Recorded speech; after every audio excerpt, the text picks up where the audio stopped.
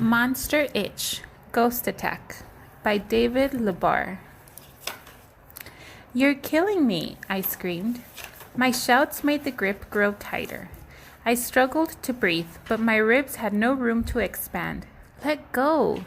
"But I'll miss you so much, Alex," Mom said. I glanced past her at Dad, who offered me nothing more helpful than a shrug.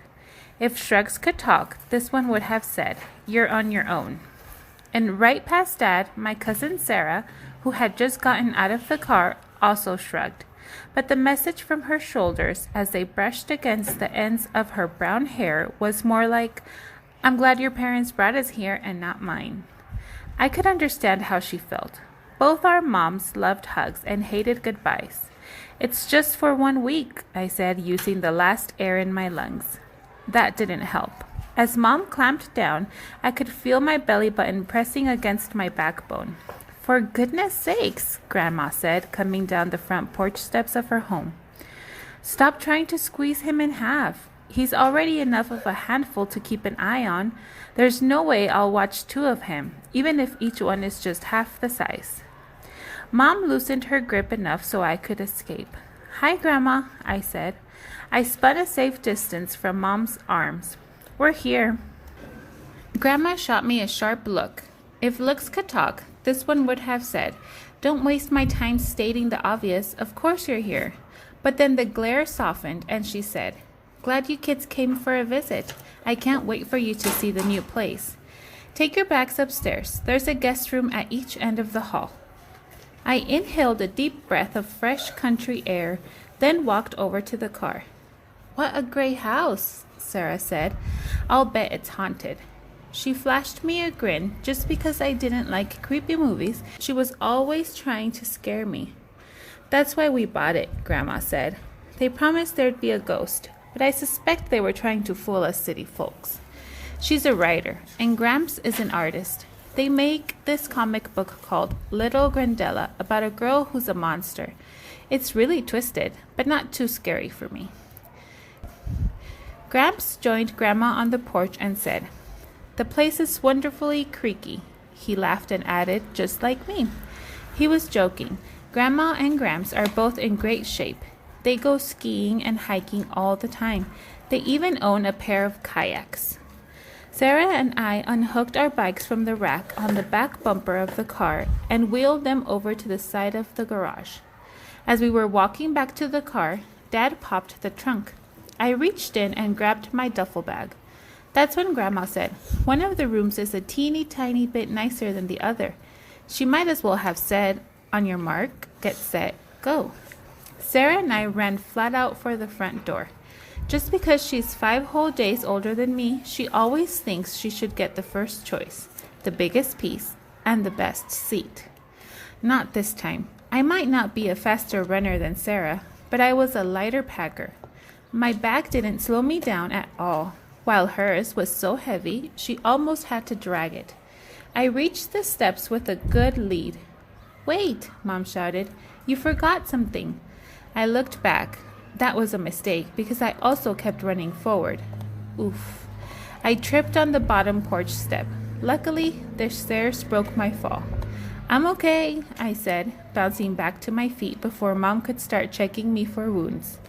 Sarah raced past me and flung open the screen door. Mom raced toward me, holding the box. "You almost forgot this." She thrust it at me. I could hear footsteps upstairs as Sarah ran toward the right side of the 2nd floor.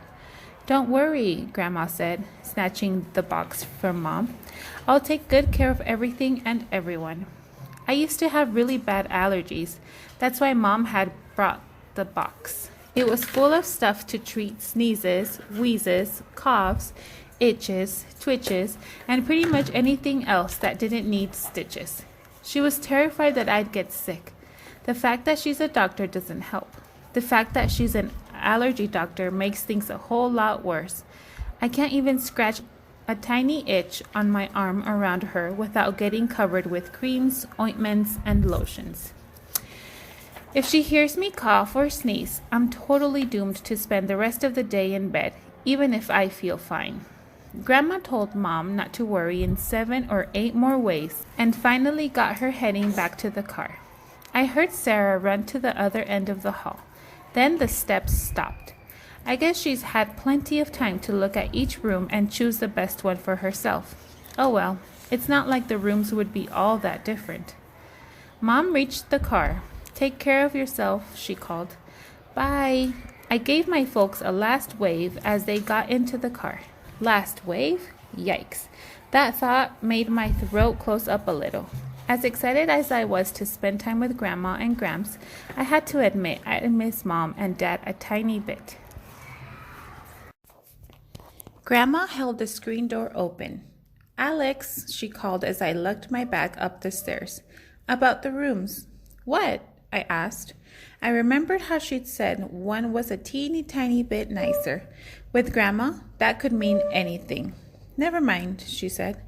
When I reached the top of the stairs, I walked over to the room on the left and looked inside. "Wow," I said. The room Sarah had snagged was enormous, with a thick rug on the floor, giant windows in 2 of the walls, and a huge TV opposite the bed. She was standing by a wooden dresser, unzipping her bag. She flashed me a grin of triumph. I knew that grin. I had the same one, except I rarely got to use it when Sarah was around. We look so much alike, people think we're twins. But I keep my hair really short, and I never wear jeans. Sarah wears them all the time. I went to the other end of the hall and pushed the door open. If Sarah's room was a castle, mine was a dungeon. It was dark, small, and filled with boxes. Grandma and Gramps liked to buy weird stuff at auctions and flea markets. I made my way across the room to where a narrow bed was crammed against the wall.